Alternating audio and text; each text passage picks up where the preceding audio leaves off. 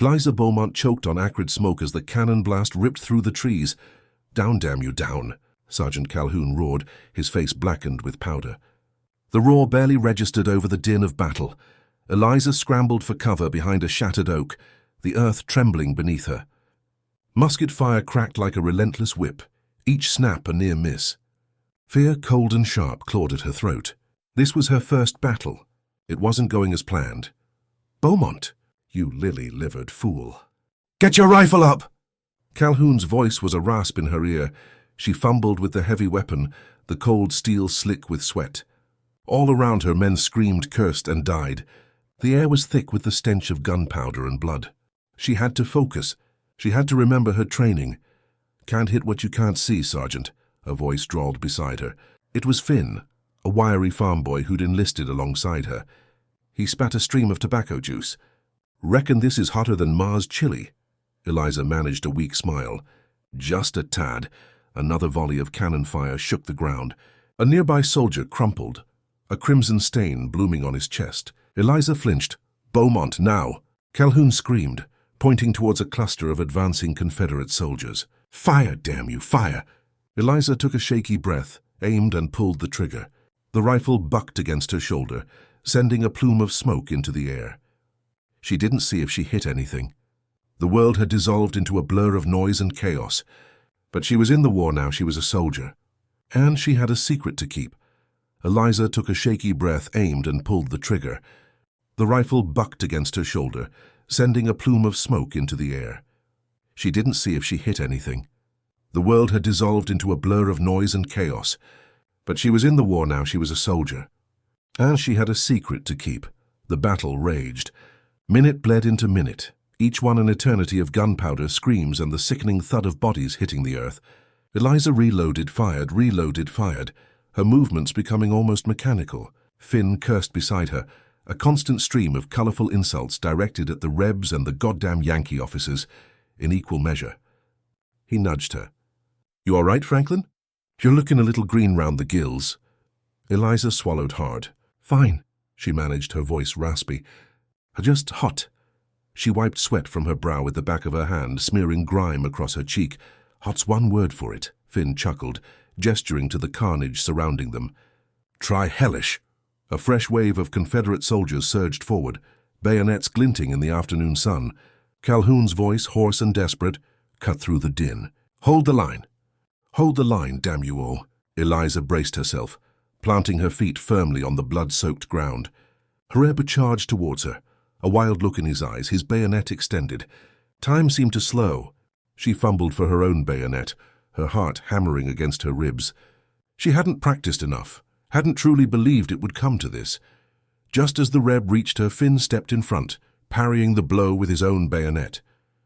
The two men grappled, their faces contorted in exertion. Eliza watched, paralyzed, as Finn wrestled the Reb to the ground, his own bayonet finding its mark. Finn stood, panting, his face splattered with blood. He looked down at Eliza, his eyes filled with a strange mixture of pity and concern. "You gotta toughen up, Franklin," he said, his voice low. "This ain't no game." Eliza nodded, unable to speak. She knew he was right. She had to be stronger, had to be tougher, had to be Franklin. She reloaded her rifle, her hands shaking. The battle continued until dusk, the air thick with smoke and the stench of death. Finally, the Confederate advance faltered, then broke. The Union line held, for now. As the sun dipped below the horizon, casting long shadows across the battlefield, Calhoun ordered a ceasefire. Exhausted and battered, the Union soldiers slumped to the ground, their faces grim. Eliza leaned against a nearby tree, her body aching, her mind numb. Finn sat beside her, offering her a swig from his canteen. "Rough day, eh?" Eliza took a small sip, the water doing little to quench her thirst. "You saved my life," she said, her voice barely a whisper. Finn shrugged. "We look out for each other. That's what soldiers do." He paused, studying her face. "You still look like you're gonna puke." "Maybe you ain't cut out for this, Franklin." Eliza straightened her shoulders. "I am," she said, her voice stronger now. "I can do this." Finn raised an eyebrow, unconvinced. "We'll see." That night, huddled around a meager fire, Eliza listened to the stories of the other soldiers, tales of bravery and loss, of homesickness and fear. She tried to join in, but her words felt hollow, her experiences different. She was living a lie, a constant performance. How long could she keep it up? As the days turned into weeks and the weeks into months, Eliza fought in battle after battle. Antietam, Fredericksburg, Chancellorsville. With each engagement she became more hardened, more skilled, more like the soldier she was pretending to be. She learned to reload her rifle with blinding speed, to aim with deadly accuracy, to ignore the screams and the blood and the constant fear. She earned the respect of her fellow soldiers, even Calhoun, who grudgingly admitted that Franklin's got a knack for killing Rebs. But beneath the surface, the charade was taking its toll. The constant fear of discovery, the loneliness, the guilt of deceiving those she fought alongside, it was a heavy burden to bear. She wrote letters to her mother, careful to avoid any details that might betray her secret, filling them instead with generic descriptions of camp life and assurances that she was safe and well. One sweltering afternoon, during the siege of Vicksburg, Eliza was on sentry duty when she heard a rustling in the bushes. She raised her rifle, her heart pounding. "Halt! Who goes there?" A figure emerged from the shadows, a young boy no older than 10, his clothes ragged and dirty. He held out a handful of wildflowers. "For you, soldier," he said, his voice shy. "For luck." Eliza lowered her rifle, her hand trembling. The boy's innocence, his simple act of kindness, pierced through her hardened exterior. She took the flowers, her eyes welling up with tears. "Thank you," she whispered. The boy smiled and ran off, disappearing back into the bushes. Eliza stared at the wildflowers, their delicate beauty a stark contrast to the brutality of war. She closed her eyes, trying to hold on to the fleeting moment of peace. A sudden volley of gunfire shattered the silence. Eliza dropped to the ground, scrambling for cover. The siege had begun again. Weeks later, during a particularly fierce assault, Eliza found herself caught in a crossfire. A Confederate soldier aimed his rifle directly at her. She braced herself for the impact, knowing this could be the end. The shot rang out. Eliza felt a searing pain in her chest. She stumbled backwards, her hand flying to the wound. Blood gushed between her fingers. She crumpled to the ground, her vision blurring. Finn rushed to her side, his face etched with panic. "Franklin!" "Hang on, damn you, hang on!" He ripped open her shirt, frantically trying to stop the bleeding. It was then that he saw it. The carefully concealed bindings, the smooth, unblemished skin beneath. His eyes widened in disbelief. "Franklin," he whispered, his voice trembling. You're a—" Eliza looked up at him, her eyes filled with pain and regret. She knew the game was up. The secret was out. "Eliza," she gasped, her voice barely audible. "My name is Eliza." Then everything went black. Corporal Miller stared, dumbfounded, blood now staining his hands as much as Eliza's makeshift uniform. The sounds of battle seemed to fade, replaced by the roaring in his ears. He knew the penalty for desertion, for cowardice, but the penalty for a woman impersonating a soldier, that was something else entirely. A firing squad, most likely. He clamped down on her wound, fighting back panic. Eliza was fading fast, her breathing shallow and ragged. "Stay with me, Franklin." "Eliza," he stammered, unsure which name to use. "Don't you dare die on me now." Eliza coughed, a fleck of blood spraying his face. "Miller, don't tell them." Each word was a struggle. "Please!" Miller looked around frantically. The battle raged nearby, but for a moment they were alone in their own desperate bubble. He could leave her. Let the next wave of soldiers find her body. Claim he hadn't seen anything. But he couldn't. He'd seen the grit in her eyes, the unwavering dedication she'd shown in every skirmish, every march. He'd seen her save his own skin more than once. "I can't promise you anything," he said, his voice tight. "But I'll get you out of here, alive." He ripped a strip of cloth from his own uniform and pressed it against the wound, adding another layer of pressure. Then with a grunt, he carefully lifted Eliza, wincing at the additional blood that soaked his hands. She was lighter than he expected, almost frail. "What do you think you're doing, Miller?" A gruff voice cut through the din of battle. Sergeant Davies stood over them, his face grim, his rifle still smoking from a recent volley. "Get back in the fight. We need every man we can get." Miller hesitated, his mind racing. He couldn't tell Davies the truth. Not yet. "She's hit bad, Sergeant. Needs medical attention. I'm taking her to the field hospital." Davies' eyes narrowed. "She can wait." We're taking heavy fire. Leave her and get back to your post. With all due respect, Sergeant, Miller said, his voice hardening, she's lost a lot of blood. She won't last long without help. He held Davy's gaze, a silent plea in his eyes. He knew he was risking insubordination, but he couldn't leave Eliza to die. Davy studied him for a long moment, his expression unreadable. Then with a sigh he relented.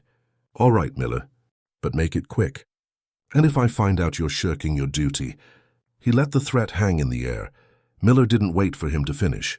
He turned and began to stumble towards the rear. Eliza cradled in his arms.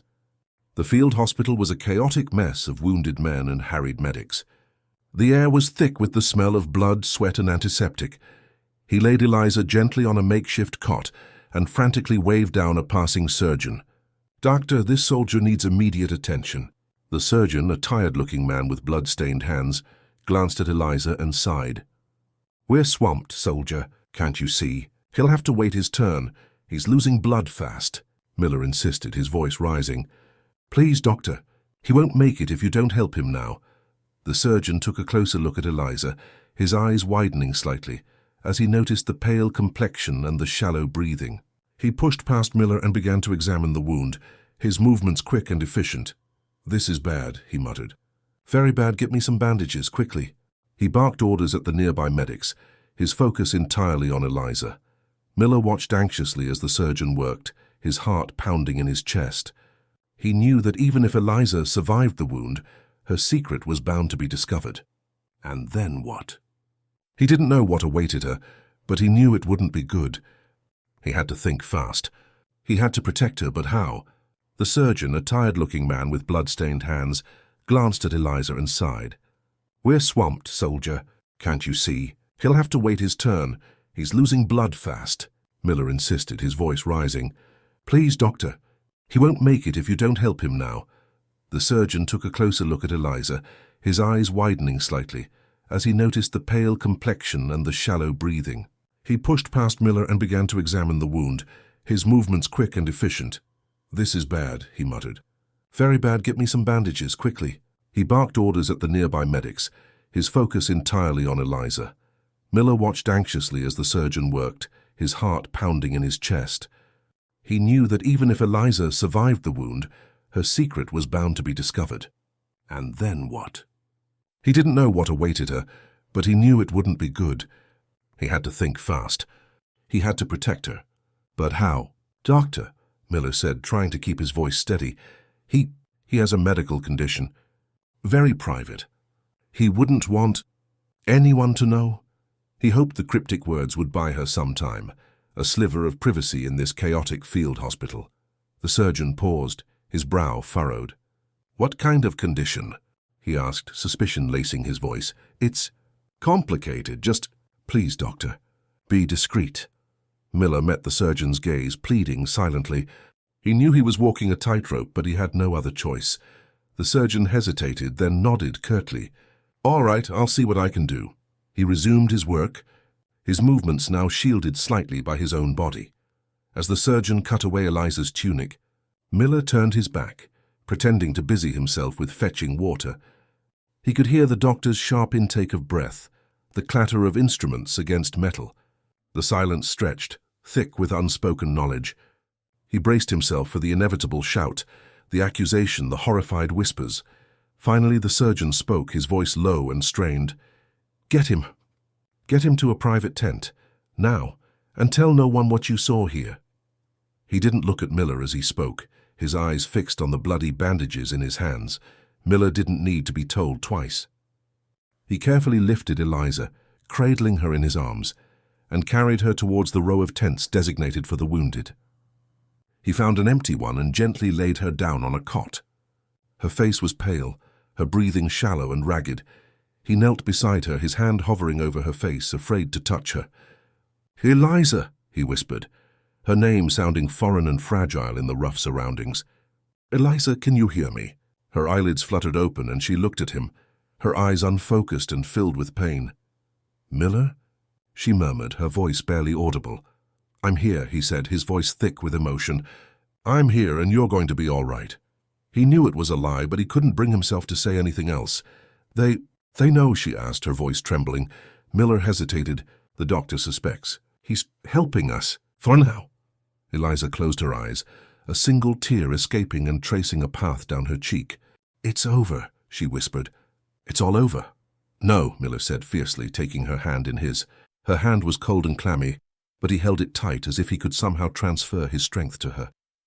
It's not over. We'll figure something out. We always do. He knew it was a desperate promise, a flimsy shield against the harsh reality that was closing in on them, but he had to believe it. He had to believe that somehow, against all odds, he could protect her. He had to believe that their friendship, their bond, could withstand this, the ultimate test. He sat there, holding her hand, watching her struggle for breath, the weight of his responsibility crushing him. He had to find a way to get her out of here, to protect her from the judgment and the condemnation that awaited her. But how? He was just a soldier with no power, no influence. All he had was his loyalty to Eliza, and his unwavering determination to keep her safe. He would have to use every ounce of his cunning, every shred of his courage to navigate this impossible situation. He would have to become more than just a friend. He would have to become her protector, her savior. Miller released her hand and stood pacing the cramped tent. The canvas walls seemed to shrink, pressing down on him, suffocating him with the weight of their secret. He ran a hand through his already disheveled hair. What are our options, Eliza? Be honest, she coughed, a rattling sound that sent a shiver down his spine. There aren't any good ones, Miller. If they find out, court-martial, dishonor, maybe worse. Her voice was barely a whisper. Worse? What do you mean, worse? He stopped pacing and knelt beside her again, his eyes searching hers. She looked away, her gaze fixed on a damp patch on the tent floor. People. They have their own ways of dealing with things like this. Especially now. Especially with everything we're fighting for. Or against. Miller understood. Lynchings, mob justice, the casual brutality of men hardened by war. Fear twisted in his gut. He had seen it before, the way a crowd could turn, the savagery that could erupt from seemingly ordinary men. We can't let that happen, he said, his voice low and urgent. We won't let that happen. How, Miller? How can we stop it? Eliza asked, her voice laced with despair. The doctor? He can only protect me so much. And for how long? What if he changes his mind? What if someone else suspects? He thought quickly, his mind racing, searching for any possible solution, any glimmer of hope. We need to get you out of here, away from the camp, somewhere safe. Where? Where can I go? I don't know yet, he admitted. But I'll figure it out. I promise you, Eliza, I will. He looked at her uniform, stained with blood and grime, and an idea, desperate and risky, began to form in his mind. Maybe if we can make it look like you died in battle. Eliza's eyes widened. Fake my death? You think that would work? It's a long shot, he conceded. But it's better than letting them find out the truth. We could say you were hit by artillery fire, unrecognizable. We could find another body, someone who died recently, and claim it's you. The plan was audacious, fraught with danger, but it was the only one he could think of that offered even a sliver of hope. It's insane, Eliza said, but he could see a flicker of hope in her eyes. But it might be our only chance. It is, Miller said firmly. But we'll need help, someone we can trust, someone who won't betray us. He thought of Sergeant O'Connell, a gruff but fair man who had always looked out for him. He was a risk, but Miller couldn't think of anyone else. O'Connell? Eliza asked, reading his mind. Do you trust him? I think so, Miller replied. He's a good man, but this is a huge risk for him too. He could be court-martialed right alongside me. Then we have to be sure, she said, her voice gaining strength. We have to make him understand what's at stake. Miller nodded. I'll talk to him tonight. But first we need to make sure the doctor is still on our side. I'll go see him now. He stood up, his resolve hardening. The plan was dangerous, almost impossible, but he had to try. He had to protect Eliza. He owed her that much and more. He headed out of the tent. The image of her pale face and fearful eyes burned into his mind. Outside, the camp was a hive of activity. Soldiers milling about, tending to their duties, oblivious to the drama unfolding within the small tent. He spotted the doctor's tent a short distance away and headed towards it, the frost biting through his worn leather boots. He rehearsed what he would say, how he would plead with the doctor to continue to help them. He knew he was asking a lot, risking everything. But he had no other choice. Eliza's life depended on it. Miller squeezed Eliza's hand. "Listen to me. We have to be smart." "Panic won't help," Eliza coughed, a rattling sound that echoed in the cramped tent. "Smart? I'm lying here exposed. My secret, it's out, not entirely. Doctor's helping. And I have an idea." Miller leaned closer, his voice a low murmur. "It's risky. Insane even, but it might work." He explained his plan, a desperate gamble built on audacity and a sliver of hope. It involved exploiting the chaos of the upcoming battle, a planned offensive against Confederate lines. It hinged on a daring deception, a calculated risk that could either save Eliza or condemn them both. Eliza listened, her eyes widening as he spoke. "It's madness, Miller. Utter madness. Maybe, but it's our only chance. Are you in?" She looked at him, at the unwavering determination etched on his face. She saw not just a friend, but a brother, a protector willing to risk everything for her. A faint smile touched her lips. Madness it is. The next day dawned bleak and grey, mirroring the grim mood that hung over the Union camp. The air thrummed with nervous energy, as soldiers prepared for the assault. Miller, his heart pounding in his chest, helped Eliza into a makeshift harness, designed to conceal her chest and bind her wounds tightly. The pain etched on her face was a silent testament to her courage. As the battle commenced, the earth erupted in a cacophony of cannon fire and rifle volleys. Miller, feigning a more serious wound, dragged Eliza towards the field hospital tent, a scene of frantic activity and gruesome sights.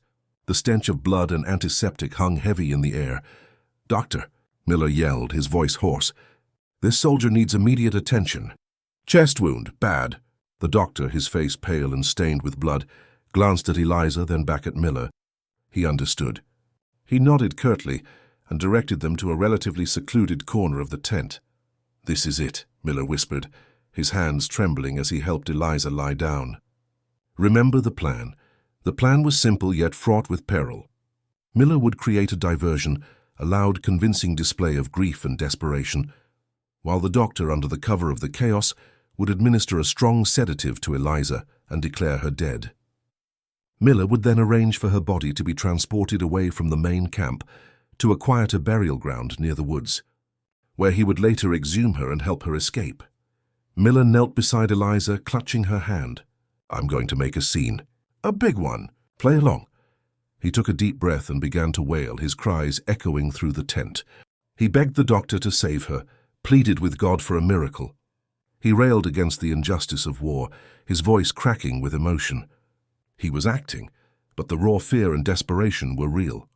The doctor, his face grim, administered the sedative. Eliza's eyes fluttered closed and her breathing slowed. Miller continued his performance, his grief-stricken cries drawing the attention of nearby soldiers and medical staff. "She's gone," he sobbed, burying his face in his hands. "She's gone." The doctor placed a hand on Miller's shoulder. "I'm sorry, son. She didn't make it." Miller nodded, his body shaking with feigned grief. He allowed himself to be led away from Eliza's body, his mind racing, his heart pounding with a mixture of fear and hope. The next few hours were a blur of activity and anxiety. Miller managed to secure a private burial detail, bribing a weary sergeant with a silver dollar. He watched as Eliza's body was placed in a simple wooden coffin and transported to the quiet burial ground. As darkness fell, Miller slipped away from the camp, a shovel slung over his shoulder. The air was thick with the smell of rain and the distant sounds of battle. He found Eliza's grave marked by a simple wooden cross. He began to dig, his muscles aching, his hands raw. The earth was heavy and damp, but he worked with a feverish intensity, driven by the hope of rescuing Eliza. Finally, after what seemed like an eternity, he reached the coffin. He pried it open, his heart leaping with joy as he saw Eliza lying inside, her face pale but peaceful. He lifted her gently from the coffin and carried her into the woods. He had prepared a small camp with blankets, food, and water. He tended to her wounds, whispering words of comfort and encouragement. When Eliza finally awoke, she looked at Miller, her eyes filled with gratitude and disbelief. "You did it," she whispered. "You actually did it." "We did it," Miller corrected, smiling wearily. "Now we need to get you somewhere safe." They traveled for days, moving under the cover of darkness, avoiding roads and towns. Miller, using his knowledge of the terrain, guided them towards the north, towards freedom. Eliza, though weak and recovering from her ordeal, was determined to survive. She had faced death and deception, and emerged stronger, more resilient. The war had stripped away her disguise, but it had also revealed her true self, a brave and resourceful woman who was willing to fight for her beliefs, even if it meant defying convention and risking everything. They finally reached a small Quaker settlement in Pennsylvania, a haven for abolitionists and runaway slaves. They were welcomed with open arms, offered food, shelter, and medical care. Eliza, finally safe and secure, began to heal, both physically and emotionally. She shed her disguise completely, embracing her identity as a woman. She cut her hair short, wore simple dresses, and began to live openly and honestly. She never forgot Miller's unwavering loyalty and courage. He had risked everything for her, proving that true friendship knows no bounds. They remained close, their bond forged in the crucible of war. Years later, after the war had ended and the nation had begun to heal, Eliza became a prominent advocate for women's rights and social justice. She used her story to inspire others, to challenge prejudice and discrimination, and to fight for a more just and equitable world. She stood before a crowd, her voice strong and clear. The scars on her chest, once a source of shame and fear, were now a symbol of her resilience and courage. She looked out at the faces in the audience, her eyes filled with hope. They mocked Franklin, she said, her voice resonating with emotion. They mocked the soldier who dared to defy their expectations. But they underestimated the power of the human spirit. They underestimated the strength of a woman who refused to be silenced. She paused, her gaze sweeping across the crowd. I am Eliza, and I am here to tell you that anything is possible. Even in the darkest of times, hope can prevail. Courage can triumph, and love can conquer all. The crowd erupted in applause, their cheers echoing through the square. Eliza smiled, her heart filled with gratitude and a sense of purpose. She had survived the war, exposed her secret, and found her voice. She had become a symbol of hope and inspiration, a testament to the power of the human spirit.